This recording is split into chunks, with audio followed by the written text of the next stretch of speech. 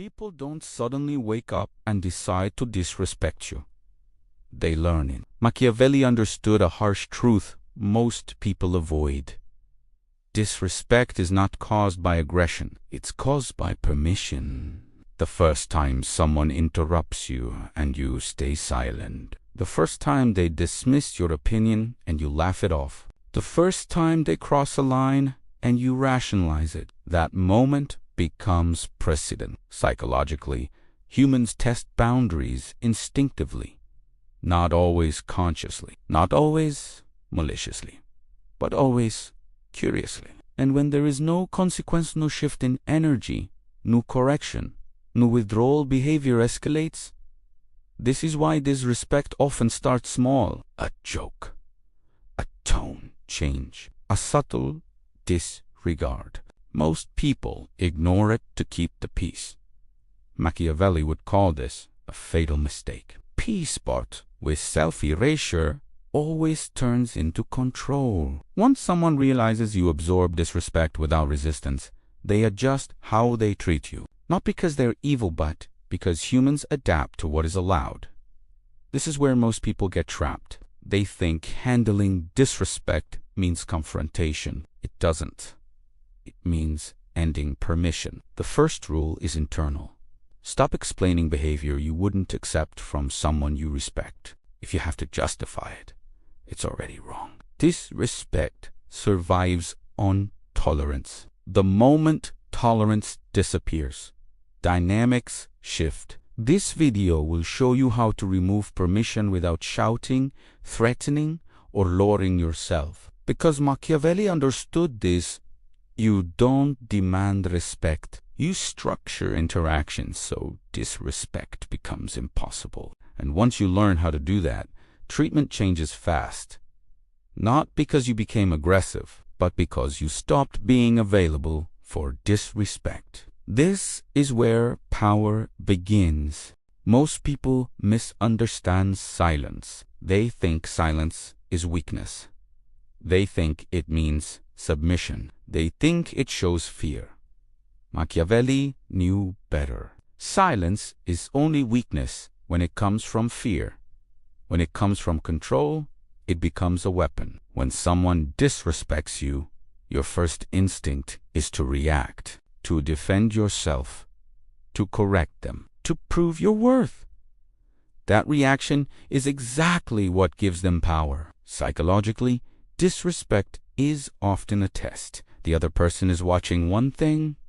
Can I move you emotionally? If they can provoke a reaction, anger, explanation, justifications, they've already won. Because now they control the frame. Machiavelli warned that the man who reacts impulsively places himself beneath the one who provoked him. Reaction is submission disguised as strength.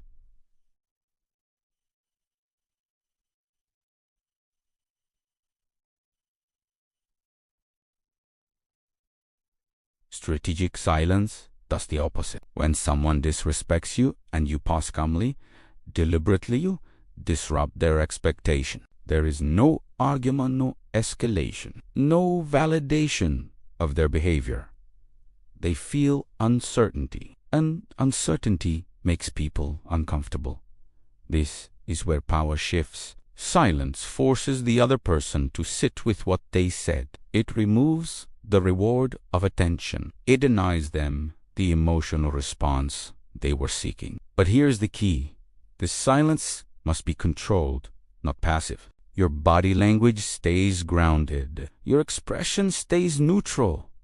Your energy does not retreat. You are not ignoring them. You are withholding engagement. That distinction matters.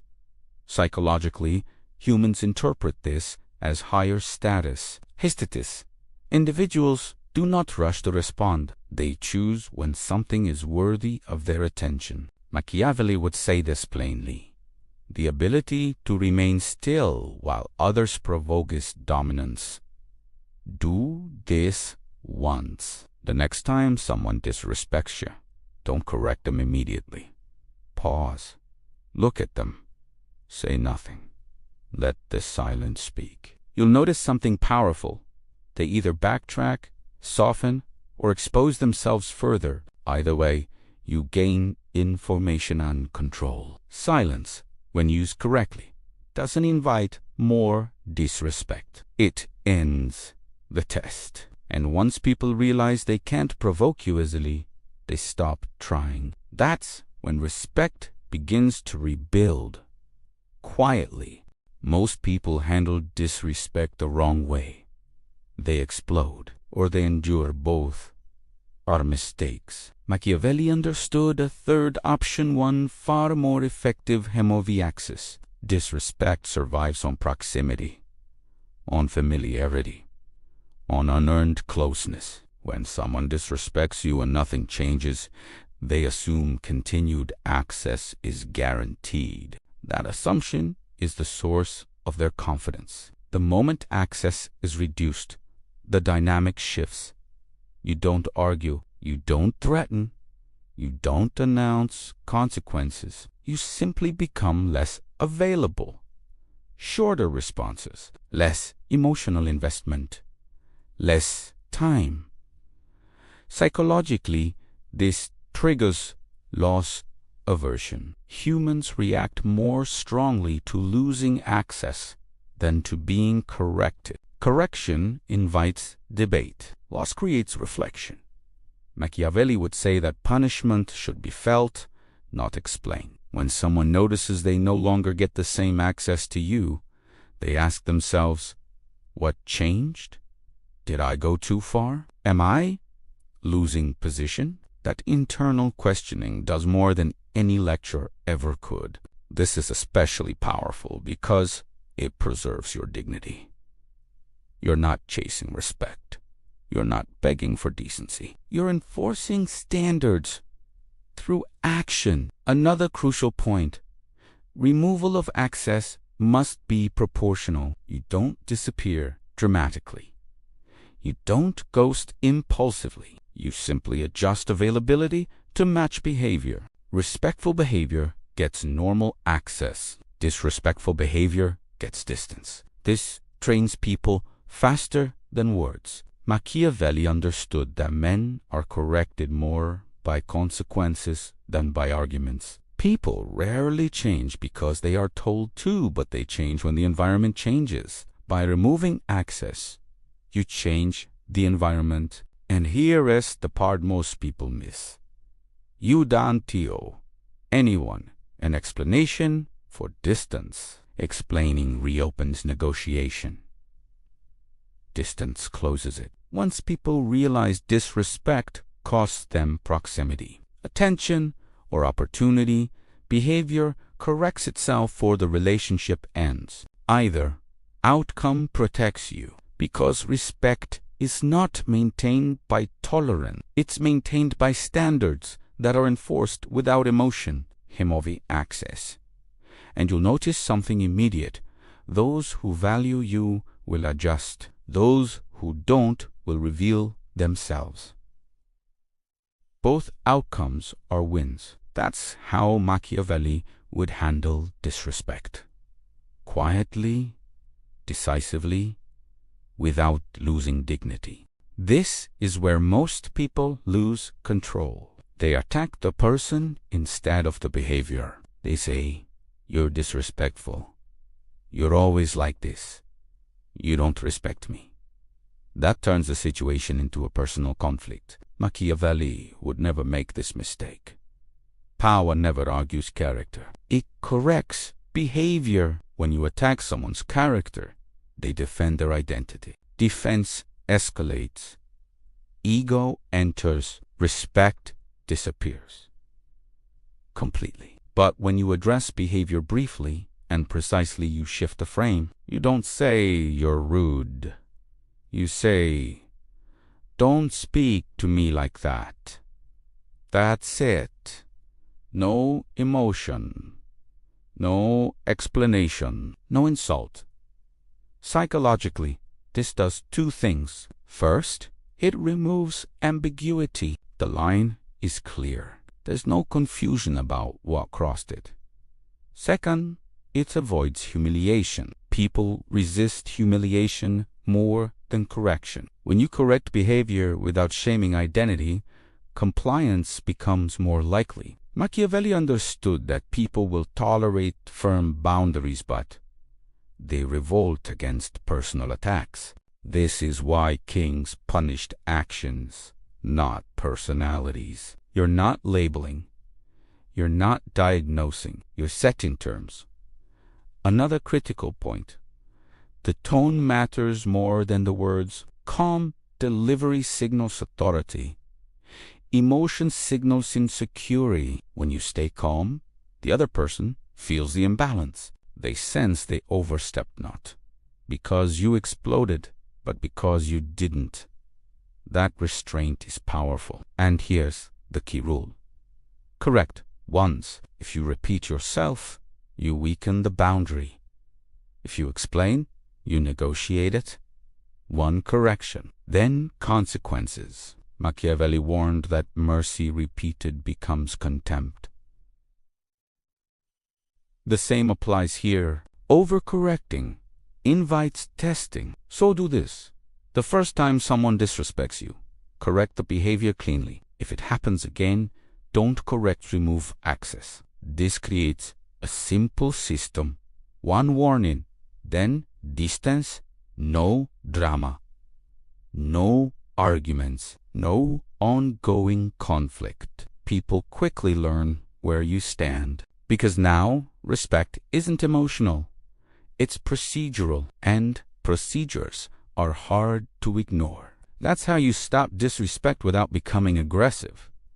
You don't fight people. You train them. This is one of the most dangerous traps. Trying to be liked is how respect disappears. Machiavelli understood that respect and affection do not grow from the same soil. When you prioritize being liked, you start compromising. Your tone softens, your boundaries blur, your standards bend, and people notice. Psychologically, humans separate likability from authority. The moment someone senses you fear disapproval, they know they can pressure you. Disrespect feeds on that fear. This is why people who are nice to everyone are often respected by no one. Their kindness becomes predictable. Predictability becomes safety. Safety becomes complacency, and complacency invites disrespect. Machiavelli warned that those who depend on goodwill are ruled by it. When your behavior is shaped by how others might feel, you give them control over your actions. Respect works differently. Respect comes from self-alignment, from saying what you mean, from standing where you stand, from not adjusting your identity to avoid friction. This doesn't mean becoming cold or hostile. It means accepting this truth. Not everyone needs to like you. Everyone needs to know where you stand. When people sense that you're willing to lose approval to keep your standards, their behavior shifts. They become more careful, more measured, more respectful, because now there's a cost. Another important distinction: being liked feels good, being respected feels stable. One is emotional, the other is structural. Machiavelli would always choose structure. So do this once. The next time you feel the urge to soften a boundary to keep the peace, don't say what's true. Hold your position. Accept the silence if it comes. You may lose a smile. You may lose agreement. But you gain something far more valuable: consistency. And consistency builds a reputation faster than charm ever could. People don't respect you because you please them. They respect you because they know you won't please them at your own expense. That's when disrespect stops being casual and starts being risky. This is where Machiavelli's thinking becomes practical. Disrespect only survives when it's easy. If someone can disrespect you and nothing changes, no loss, no friction, no consequence, they'll do it again, not because they're cruel, but because human behavior follows incentives. Machiavelli understood this perfectly. Men change their conduct when the environment changes, so the goal is simple. Make disrespect inconvenient, not dramatic, not explosive. Inconvenient. When disrespect appears, something small but real should shift. Access shortens, help disappears. Warmth cools, opportunities close. No speeches, no threats, no emotional reactions, just cause and effect. Psychologically, this is powerful because it bypasses ego. People can argue with words. They cannot argue with outcomes. They may not admit it. They may not apologize, but they will adjust. This is how power works quietly. Machiavelli warned that punishment must be certain, not severe. One consistent consequence teaches faster than 10 angry confrontations. And here's the rule most people miss. The consequence must be predictable. Every time disrespect appears, the same response follows. Not harsher, not softer. The same. This creates clarity. People learn, if I do this, I lose that. And once that equation is clear, behavior changes. Another key point: do not announce the consequence. Announcing turns it into a threat. Threats invite resistance. Silence turns it into reality. You don't say, "If you talk to me like that, I won't help you." You simply stop helping, and when they notice, the lesson is already learned. Machiavelli would call this governance, not conflict. You're not fighting people. You're shaping incentives. When disrespect costs them something they value: time, access, cooperation, it stops being casual. And once disrespect stops being casual, it usually stops altogether. That's how you end it, without shouting, without explaining, without lowering yourself. You don't demand respect. You design the conditions where disrespect no longer makes sense. This is where most people undo all their progress. They set boundaries once, then bend them just this time, and the disrespect returns worse than before. Machiavelli understood this rule above all others. Inconsistency invites contempt. The moment people see that your standards fluctuate with mood, pressure, or convenience, they stop taking them seriously. What was once a boundary becomes a suggestion, and suggestions are ignored. Psychologically, humans test consistency constantly, not out of malice but to locate certainty. When they discover your rules are flexible, they learn exactly how to bypass them. That's why respect collapses suddenly, not gradually. One exception erases 10 enforcements. This is why discipline in handling disrespect must be boring. Same response, same distance, same calm, no escalation, no forgiveness speeches, no emotional resets. Machiavelli warned that mercy without structure breeds rebellion. Respect works the same way.